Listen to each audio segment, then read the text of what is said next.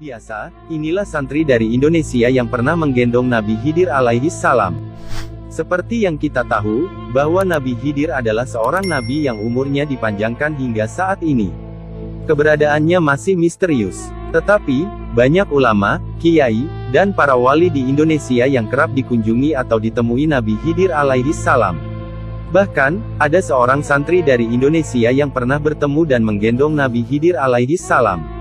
Berikut kisahnya. Dikisahkan dalam kitab Fiqhul Hikayat, bahwa cerita ini berawal saat ada tamu yang datang ke Kiai Kholil Bangkalan. Seperti yang kita tahu, Syekhuna Kholil Bangkalan merupakan salah satu pembesar ulama di masanya. Setiap harinya Kiai Kholil selalu didatangi oleh banyak tamu yang sowan kepadanya. Suatu malam hujan turun dengan lebatnya, tiba-tiba di pelataran rumah, Syekhuna Kholil kedatangan seorang kakek sepuh yang lumpuh. Kakek itu berjalan dengan cara ngesot. Syekhuna yang melihat hal itu langsung berkata pada para santrinya, "Wahai para santri, siapakah yang bersedia menggendongnya?" tanya Kiai Kholil. Salah seorang santri menjawab, "Saya bersedia wahai guru." Tanpa tanya lagi, sang santri kemudian menggendong orang tua tersebut menuju rumah Kiai Kholil. Ketika sampai di depan pintu rumah Syekhuna Kholil, langsung Kiai Kholil menyambutnya dengan penuh hormat dan takzim pada tamu sepuh itu.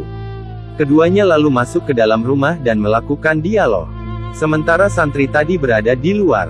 Ketika Syekhuna dan tamunya telah selesai berbincang-bincang, Syekhuna Kholil lalu keluar rumah dan berkata pada para santri, "Wahai santri-santri, siapakah yang bersedia menggendong tamuku ini sampai ke rumahnya?" tanya Kiai Kholil lagi. "Saya bersedia wahai guru," jawab santri yang sebelumnya menggendong tamu sampai ke depan pintu sebelumnya. Ketika santri itu pergi menggendong tamu sang guru, Syekhuna Kholil berkata kepada para santri yang lain, "Saksikanlah sesungguhnya ilmu-ilmuku sudah dibawa oleh dia, santri yang menggendong tamu," ujar Kiai Kholil. Setelah kejadian itu, barulah diketahui ternyata tamu Syekhuna Kholil yang sepuh serta lumpuh itu adalah Nabi Khidir alaihi salam. Sedangkan santri yang menggendong Nabi Khidir ternyata adalah Hadratus Syekh Kiai Haji Hasyim Asy'ari. Barokah dari peristiwa ini, akhirnya kemudian menghantarkan Kiai Hasyim Asy'ari menjadi seorang ulama yang alim, zuhud, karismatik, dan pendiri pondok pesantren Tebu Ireng di Jombang, Jawa Timur. Pondok pesantren itu juga termasuk salah satu pondok terbesar di Indonesia. Selain itu, Kiai Hasyim Asy'ari juga berhasil mendirikan ormas Islam terbesar di Indonesia bahkan terbesar di dunia, yang dikenal dengan nama Nahdlatul Ulama. Ormas Islam ini sangat moderat, dan memiliki pengikut terbanyak di Indonesia. Nahdlatul Ulama juga telah tersebar di berbagai negara di dunia, dengan didirikannya pengurus cabang istimewa Nahdlatul Ulama. Subhanallah. Selain kisah tadi, ada sebuah kisah yang tak kalah menarik. Dikisahkan, Kiai Kholil Bangkalan pernah datang ke pesantren yang didirikan Kiai Hasyim Asy'ari yaitu pesantren Tebu Ireng untuk ikut ngaji kitab Sahih Bukhari Muslim bersama santri lainnya. Pengajian kitab tersebut dilakukan hingga saat ini oleh santri Kiai Hasyim.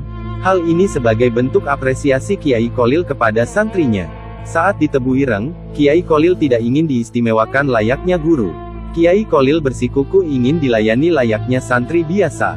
Namun, akhirnya Kiai Kholil mengalah dan mau dilayani oleh Kiai Hasyim setelah Kiai Hasyim mengatakan bahwa seseorang harus taat kepada gurunya. Taat kepada guru di sini bermakna ganda. Dari Kiai Hasyim, ia ingin memuliakan gurunya yaitu Kiai Kholil. Sementara Kiai Kholil tidak mau dimuliakan. Karena saat itu yang jadi guru adalah Kiai Hasyim. Jadi, yang dimuliakan adalah Kiai Hasyim. Kedua tokoh besar ini berebut untuk saling memuliakan gurunya. Sebuah contoh tauladan yang luar biasa dari keduanya. Akhirnya Kiai Hasyim punya ide dan jalan keluar, kemudian beliau berkata, "Karena saat ini saya yang jadi guru, maka saya menginginkan Kiai Kholil istirahat di ruang tamu pesantren dan dilayani. Perintah guru tidak boleh dilanggar." Tidak lama kemudian, Kiai Kholil langsung mau dilayani dan dimuliakan selama berada di Tebu Ireng. Kiai Hasyim juga bahagia bisa melayani gurunya dengan baik. Subhanallah, semoga kisah ini bermanfaat dan bisa memotivasi kita untuk selalu menjunjung tinggi akhlak yang mulia. Amin.